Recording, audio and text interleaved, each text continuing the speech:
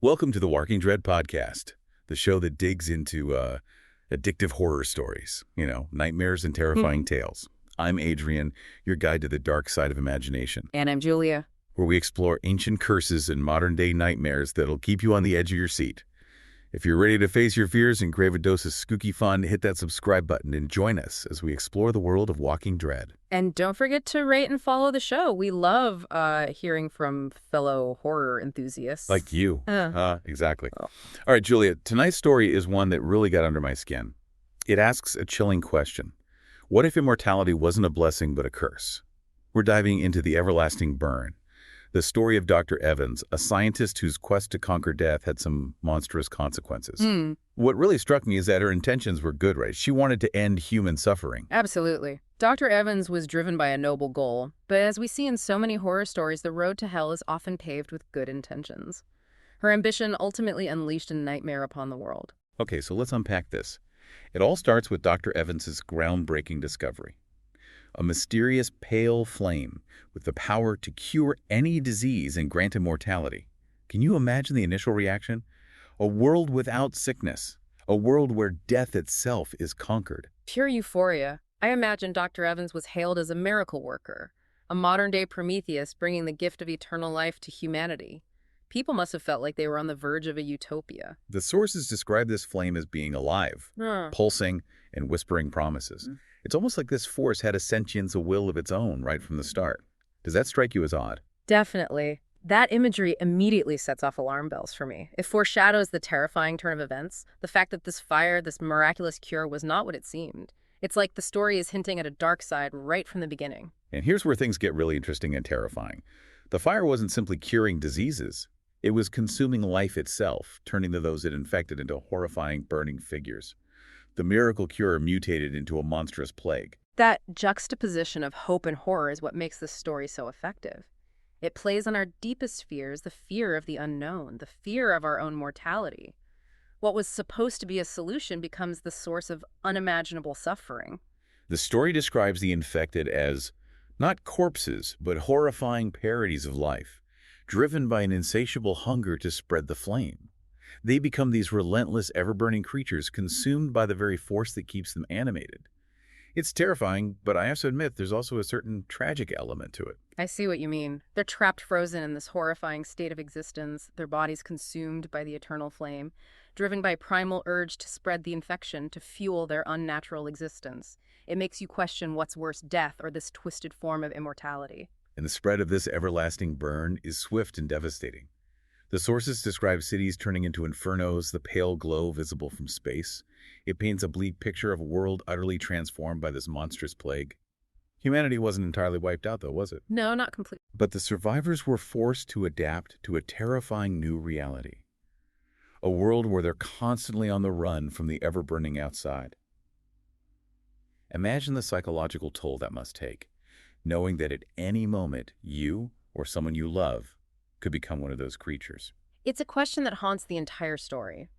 The survivors are forced to confront not only the physical danger of the burn, but also the psychological and moral dilemmas it creates. And then there's the mystery surrounding Dr. Evans' disappearance.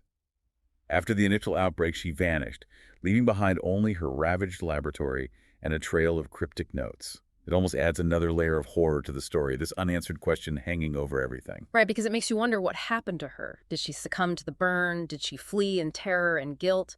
Or was she trying to find a way to undo what she had unleashed? And the discovery of her lab notes adds a whole other layer of tragedy. They detail her frantic attempts to undo her creation, her growing realization of the horror she'd unleashed. I can't even imagine the weight of that guilt, knowing that your good intentions led to such a catastrophic outcome. Her final words scribbled in a shaky hand are particularly chilling. Prometheus wasn't punished for the theft of fire, but for what humanity did with it. It's a stark reminder that even the most well-intentioned actions can have devastating unintended consequences. And then there's that last detail, the empty vial next to her message, the last of the pure flame. It leaves us with so many questions. Did she drink it seeking oblivion? Or did she destroy it, denying the world even that small mercy? It's such a powerful way to end this part of the story. We know the horror continues, but we're left to grapple with the mystery of Dr. Evans' ultimate fate. And that, in a way, is almost as terrifying as the burn itself. the not knowing the ambiguity it preys on our deepest fears. And that's where we'll leave things for now, folks. On the next part, we'll delve deeper into the plight of the survivors and the chilling implications of this eternal fire. So stay tuned if you dare. The worst is yet to come. Welcome back to the Walking Dread podcast. We're picking up our exploration of the everlasting burn. And trust me, things are about to get even more intense as we delve into the lives of those left behind, the survivors, navigating this horrifying new reality. You know, it really makes you think, what does it truly mean to survive when the world you knew is gone, replaced by a constant threat of fiery, agonizing immortality?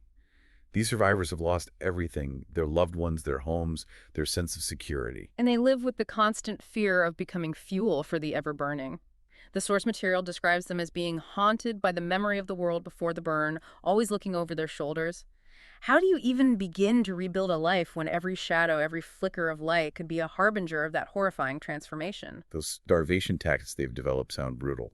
The sources describe having to make impossible choices, sacrificing the infected, even if they're loved ones, to protect the rest of the group. Is this really survival, or just a slower, more agonizing form of extinction? That's the question that lingers throughout the story, isn't it? The survivors are constantly walking this tightrope between preserving their humanity and doing what it takes to survive.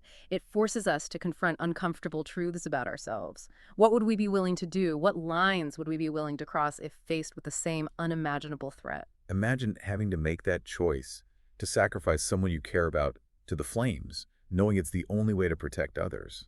The psychological strain on these survivors must be immense. Absolutely. They're not just fighting for physical survival, they're fighting to maintain their humanity in the face of unimaginable horror. The text uses this phrase, fragile existence, to describe their lives, and it's so apt. One wrong move, one moment of weakness, and they could become another victim of the everlasting burn. It's a constant gnawing fear that would eat away at you, wouldn't it? Knowing that anyone at any time could succumb to the burn, I imagine it makes forming any kind of lasting bonds almost impossible. You'd always be waiting for the other shoe to drop, wondering when the person next to you might turn into a monster. Exactly. The story paints a picture of a world where trust is a luxury they can't afford. They're forced to be suspicious, wary of everyone they encounter, which creates a chilling climate of paranoia and distrust. It's as if the burn hasn't just destroyed their physical world, but also their social fabric, their ability to connect with one another. It's a grim reminder that the things we often take for granted, community, connection, love, can vanish in an instant when faced with an existential threat. And we haven't even touched on the infected themselves. They're not just mindless monsters, right? They're trapped in this horrifying state of existence, bodies warped and consumed by eternal fire, driven by a relentless hunger that can never be satisfied. That's what makes them so tragic. The story describes their moans as echoing the desperation of their twisted existence. They're a constant, horrifying reminder of the price of unchecked ambition and the dangers of tampering with forces we don't fully understand. And this perversion of immortality is what Dr. Evans was striving for, right? But it's not a gift, it's a curse, a grotesque mockery of life. I can't even begin to imagine the torment, the never-ending agony of being trapped in a body consumed by flames, driven by an insatiable hunger that can never be quenched. It makes you question the very nature of life and death, doesn't it? Is there any shred of the person they once were left inside those burning figures? Or are they simply empty shells driven by primal instinct? And if some part of them remains, are they aware of their actions? Do they regret what they've become? Those are questions that the story leaves us to grapple with, and they're not easy ones to answer. But I think they speak to the power of horror. It forces us to confront these dark, unsettling aspects of ourselves and the world we live in. The everlasting burn isn't just about the horror of the burn itself. It's about the horror of what it does to us, how it forces us to confront our own capacity for darkness, for cruelty, for survival at any cost. And that brings us to the central question. What is the future for humanity in a world consumed by eternal fire? Are the survivors truly alive, or are they simply waiting to become fuel for the everlasting burn? They're clinging to existence. But is that enough? Is mere survival in these horrific circumstances a victory? Or is it just a prelude to an even greater tragedy? That's what we'll explore in the final part of our discussion as we delve into the ethical dilemmas faced by the survivors and the long-term psychological and societal implications of living under the constant threat of the everlasting burn. So stay with us if you dare. We're about to venture even deeper into the heart of this terrifying tale. Welcome back to the Walking Dread podcast. We're wrapping up our exploration of the everlasting burn, and I have to say, this story has really gotten under my skin. It's one of those tales that stays with you long after you finish listening. It's definitely unsettling. In the previous parts, we talked about the origins of the burn, the transformation of Dr. Evans' miracle cure into a monstrous plague, and the struggle for survival faced by those left behind. But what really struck me is the profound sense of loss and isolation that permeates the entire story. Right. It's not just the physical devastation, but the emotional and psychological toll that this eternal fire takes on the survivors. They've lost their loved ones, their homes, their sense of normalcy. Imagine living with the knowledge that anyone at any moment could become infected, could turn into one of those horrifying burning figures. It would completely change your perception of the world and everyone in it. Trust becomes a liability. Every relationship is tainted with this underlying fear. You'd be constantly on edge, scanning every face, every cough, every stumble, wondering if it's the first sign of the burn.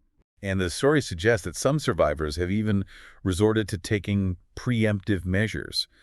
They kill loved ones who show the slightest signs of infection to protect themselves and the rest of the group.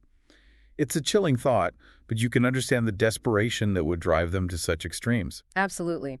It raises some profoundly disturbing questions about morality and survival. What happens to our ethics when we're pushed to the brink of extinction? Is there a point where compassion becomes a dangerous luxury, where the needs of the many outweigh the needs of the few? And it's not just about the infected. The survivors also have to contend with the constant threat of other survivors groups who might see them as competition for resources or even worse, as potential fuel for the fire. They can't afford to trust anyone, which creates a climate of paranoia and distrust. It's a vicious cycle, isn't it? The burn not only destroys lives, but also erodes the very fabric of human connection. It turns neighbor against neighbor, forcing them to view each other as potential threats rather than allies. The story really highlights how fragile civilization is, how quickly it can crumble in the face of unimaginable horror. The world of the everlasting burn is a dark and brutal place, where hope is a flickering ember constantly threatened by the encroaching darkness. And yet amidst all this despair, there are these glimmers of resilience. The fact that any survivors remain is a testament to our capacity for adaptation, for finding ways to endure even in the face of overwhelming odds. They find ways to cope with the trauma, to find meaning in their struggle for survival. They develop new rituals, new ways of understanding the world around them. They cling to the memories of the past while simultaneously trying to forge a new path forward. It's a testament to the strength of the human spirit. Even when faced with an existential threat like the everlasting burn, we find ways to adapt, to persevere, to hold on to some semblance of hope. But the story doesn't offer any easy answers. It leaves us with this haunting question.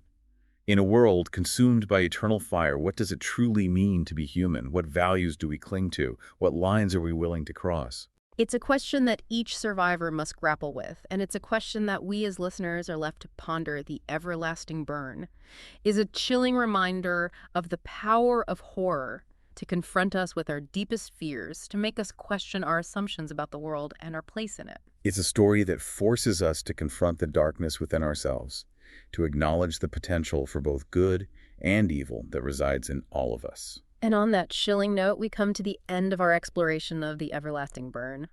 It's a story that will stay with us, its flames burning bright in the darkest corners of our imaginations. And if you enjoyed tonight's tale, be sure to rate and follow the show so you don't miss out on more spine-tingling stories that will keep you up at night. Until next time, stay safe out there and keep the lights on. You never know what might be lurking in the shadows.